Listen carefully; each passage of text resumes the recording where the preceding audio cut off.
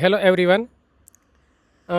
આજે એક હું ટૉપિક ઉપર ચર્ચા કરવાનો છું. એ ખૂબ જ મહત્ત્વનો છે અને એ છે ગાડીનું લાઇસન્સ. મારી પાસે નથી, એટલા માટે અમારે આવી સ્ટ્રગલ કરવી પડે કે કોઈ નાના ડિસ્ટન્સ ઉપર જવું હોય અને બાળકો સાથે હોય અથવા તો બાળક સાથે હોય ત્યારે તમારે બસ કરવી પડે. અને બસ ક્યારેક સમયે હોય, ક્યારેક સમયે નથી હોતી, તો ગાડીનું લાઇસન્સ લીધા વગર તમે કોઈ પણ દેશમાં જતા નહીં. અહીંયા તમે ઓફકોર્સ લાઇસન્સ પાસ કરી શકો, પણ અહીંયા થોડુંક વધારે અઘરું હોય અને મોંઘું પડે. મારા કેસમાં મેં ઓલરેડી 60 કલાક ભરી દીધી. ઉપરથી મેં 2 પ્રેક્ટિકલ એક્ઝામમાં પણ હું આપી આવ્યો, પણ એમાં ફેલ થયો અનફોર્ચ્યુનેટલી. અને હજુ હું સ્ટ્રગલ કરું છું લાઇસન્સ માટે.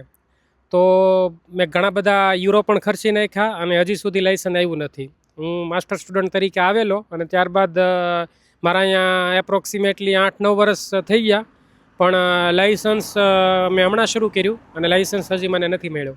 તો મહેરબાની કરીને તમે જ્યારે આવો ત્યારે ફરજિયાત તમે લાઇસન્સ કરાવીને આવો અથવા તો ગાડી શીખીને આવો, જેથી કરીને અહીંયા તમારે ઇઝી પડે.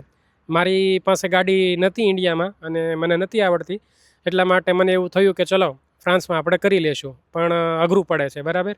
તો આ એક ખાસ બધાને વિનંતી કે તમે જ્યારે કોઈ પણ દેશમાં જાઓ, બીજા બધા દેશોની તો મને નથી ખબર, પણ યુરોપમાં ખાસ કરીને અહીંયા લાઇસન્સ કઢાવવું બહુ એક્સપેન્સિવ છે.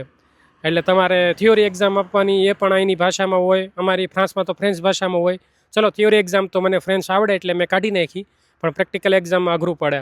તમારે એકદમ ઝીરો એરર સાથે પરીક્ષા આપવી પડે અને તમે તમારી જાતે પરીક્ષાની તારીખ નક્કી ના કરી શકો. તો આવી બધી ઘણી બધી સ્ટ્રગલ છે અહીંયા. એના અમે પરમી બી કહીએ, તો પરમી બીને લઈને.